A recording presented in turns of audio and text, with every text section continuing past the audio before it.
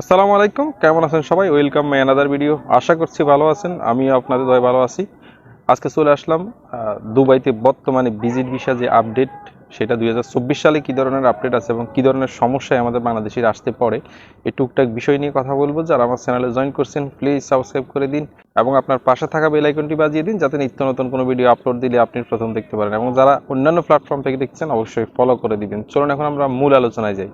Visit ভিসার এই মুহূর্তে যে আপডেটটা, বন্ধুরা আপনারা অনেকেই জানতে চাচ্ছেন যে ভিজিট ভিসার বর্তমান আপডেটটা কি। ভিজিট ভিসা আমরা যারা আসতে চাচ্ছি বা আমরা যারা আসতেছি দুবাইতে, তাদের এত সমস্যা কেন হয়? বাংলাদেশ এয়ারপোর্টে হোক বা দুবাইতে হোক, বিভিন্ন জায়গায় বিভিন্ন ধরনের সমস্যা হয়। তো অনেকে দেখা গেছে যে ভিসা নিয়ে তারপরে এয়ারপোর্টে আসার পর আসতে পারে না। অনেকে হচ্ছে যে ভিসা নেওয়ার পরে এয়ারপোর্টে আসার পরে নানান জায়জামেলার মধ্যে পড়ে যায়। তো আসলে এই সমস্যাগুলো কেন? ভিজিট ভিসার কোনো আপডেট আছে কিনা, নাকি যেই ধরনের সমস্যাগুলো বর্তমানে হচ্ছে বাংলাদেশি এয়ারপোর্টের লোকজনে তাদের মন মতো করতেছে? তা আসলে দেখুন, ভিজিট ভিসা, দুবাইয়ের ভিজিট ভিসা প্রথম দিকে বা 1 বছর 2 বছর আগে যারা দুবাইতে আসছে, তারা কিন্তু খুব ইজিলি আসতে পারছে। ভিজিটের কয়েকটা দিক আছে, এই দিকগুলো আপনাকে প্রথমে ফলো করতে হবে। ভিজিট ভিসা আসলে এখানে কেন আসবেন, কি জন্য আসবেন, এই বিষয়গুলো আগে আপনাকে খেয়াল করতে হবে। তো বন্ধুরা, ভিজিট ভিসার যে কয়েকটা দিক আছে, সেই দিকগুলোর মধ্যে কয়েকটা সিস্টেম আছে, আপনাকে এটা আগে মাথায় রাখতে হবে ভিজিট ভিসায় যদি আপনি আসতে চান। দেখুন, ভিজিট ভিসায় আমাদের উদ্দেশ্য অনেক থাকে। যেমন কারো উদ্দেশ্য থাকে যে দুবাইতে শুধু ঘুরতে আসবে, তার এখানে কোনো কেউ নেই এবং উনি হয়তো দেখা গেছে বাংলাদেশে ওনার ভালো টাকা পয়সা আছে, ভালো অবস্থান আছে, দুবাইতে শুধু ঘুরতে আসবে। ঘুরতে এসে দুবাইতে শুধু ঘুরে তারপরে দেখে, তারপর উনি তার নির্দিষ্ট সময় যখন হয় তখন দুবাই থেকে চলে যায়। আর আরেকটা বিষয় আছে, সেটা হচ্ছে যে কিছু লোক আসে দুবাইতে, আহ, এসে এখান থেকে ইউরোপে যাওয়ার একটা চিন্তাধারা করে দুবাইতে আসে এবং তার দেখা গেছে বাংলাদেশে তার ভালো অ্যাবিলিটি নাই, ভালো কোনো ব্যাংক ব্যালেন্স নাই, তার ভালো কোনো ব্যাংক স্টেটমেন্ট দেখাইতে পারে না, বা পিছনে উনি কখনো অন্য কোনো দেশে ঘুরছে এরকম কোনো ট্রাভেল হিস্টরি নাই। সব মিলাইয়া উনি এদেশে আসে কি করতে, যে এখানে আইসা কিছুদিন ট্রাই করে ভিজিট ভিসায় তারপর আপনি অন্যান্য দেশে চলে যাবেন, ইউরোপে চলে যাবেন। আর আরেকটা হচ্ছে যে, যেটা লাস্টের দিকে যেটা, সেটা হচ্ছে যে আরেকটা উদ্দেশ্য আছে এখানে, যে অনেকেই আছে এখানে আইসা, যে আত্মীয় স্বজন আছে, আত্মীয় স্বজনের কাছে আইসা তারা আপনার আত্মীয় স্বজনের কাছে থেকে যাবে, এখানে ভিসা লাগাবে, ভিসা লাগাইয়া তারপরে দুবাইতে থেকে তারপরে হচ্ছে ভিসা লাগাবে এবং কাজ কাম করবে।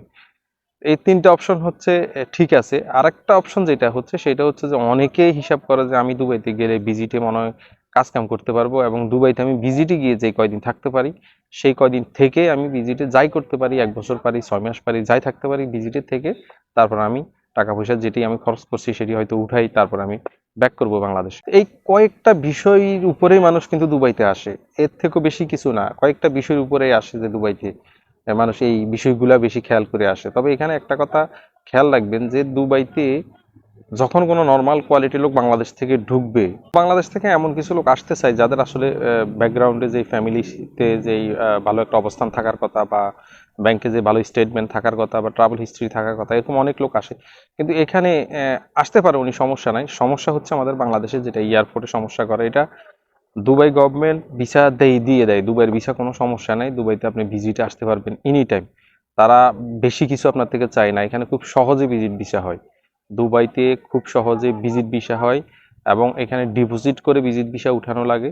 আবার অনেক সময় ডিপোজিট ছাড়াও ভিজিট ভিসা উঠাইতে হয়। তো ডিপোজিটটা এই জন্য করে যে আপনি এখানে আইসা যদি ব্যাক না করেন, তাহলে তাদের কিছু এখানে সরকারকে জরিমানা দিতে হয়। এই জন্য তারা কিছু ডিপোজিট রাখে, 1,000 টাকা, 1,000 দিরহামের মতো ডিপোজিট রাখে। এটা যদি আপনি ব্যাক না যান, তাহলে এই টাকাটা সরকারকে হয়তো জরিমানা দিতে হয়, যারা যে ট্রাভেলসের মাধ্যমে আসছে, যে ট্রাভেল এজেন্সির লাইসেন্সের মাধ্যমে আপনার ভিজিট ভিসাটা হয়েছে, এই জন্য এখানে ডিপোজিট দিতে হয়। তো কোনো সমস্যা নেই, ডিপোজিটটি হোক, ডিপোজিট না দিয়ে হোক, যে কোনোভাবে ভিসা কিন্তু হয়ে যায় দুবাইয়ের ভিসা, যেটা ভিজিটে আছে। এটাতে বিশেষ কোনো আপডেট নাই। কিন্তু সমস্যা হচ্ছে আমাদের বাংলাদেশে, যারা বাংলাদেশ থেকে আসতে অনেক হ্যারিকের শিকার হন বা এয়ারপোর্টে অনেক জায়জামেলার শিকার হন। এটা কিন্তু এই দেশের সরকারের হাতে না, এই দেশের সরকারের নতুন কোনো আপডেট আনে নাই, এটা বাংলাদেশেই সমস্যা।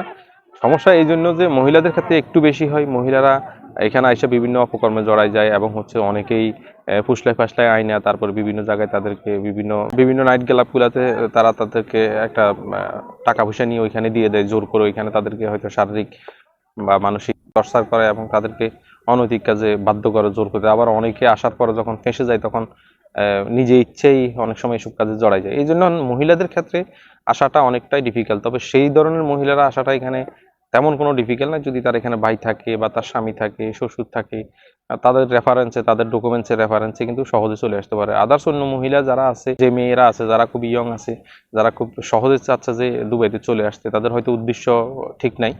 এটা কিন্তু সরকারের এক ধরনের ভালো কাজ, আমি বলতে পারি যে একটা ভালো কাজে, যে এখানে আইসা যেহেতু অরাজনৈতিক কাজে না জড়ায়, দেশের সম্মান যাতে ক্ষুণ্ণ না হয়। তবে যারা পুরুষ আছে বা ইয়ং জেনারেশন যারা আছে, তারা যদি ভিজিটে আসতে চায়, সেই ক্ষেত্রে যদি বাংলাদেশ সরকার এই ধরনের কোনো জায়জামালা করে, তাহলে সেটা অনেকটাই মানে অযৌক্তিক। তবে আবার যুক্তিকও আছে এই ক্ষেত্রে, যে অনেকে এখানে মানে কোনো উদ্দেশ্য ছাড়া চলে আসে, কোনো উদ্দেশ্য ছাড়া চলে আসে। এই উদ্দেশ্য ছাড়া চলে আসার কারণেই বাংলাদেশের এয়ারপোর্টে হয়তো হেনস্থার শিকার করে, এই হচ্ছে অবস্থা। তবে কিছু লোকরে কন্টাক্টে নিয়ে আসে, যে ট্রাভেল এজেন্সিগুলোর মাধ্যমে আপনি আসবেন, সেই ট্রাভেল এজেন্সি কিন্তু কন্টাক্টে নিয়ে আসে। তবে নতুন করে কোনো ধরনের বাড়তি ডকুমেন্টস তারা চাচ্ছে না ভিজিট ভিসার ক্ষেত্রে। দুবাই ভিসা খুবই ইজি, খুবই সহজে দুবাই ভিসা হয়, ভিজিট ভিসা কোনো সমস্যা নেই। আশা করি বুঝতে পেরেছেন। যদি না বুঝে থাকেন, আমার ডিসক্রিপশনে মেইল দেওয়া থাকবে, আপনারা নক করবেন এবং কমেন্ট করবেন, আমি অবশ্যই আপনাদেরকে আরো ভালো করে ডিটেলস বুঝিয়ে দিব। ভালো থাকবেন, সুস্থ থাকবেন। নেক্সট অন্য কোনো ভিডিওতে দেখা হবে। আসসালামু আলাইকুম ওয়া রাহমাতুল্লাহি ওয়া বারাকাতুহু।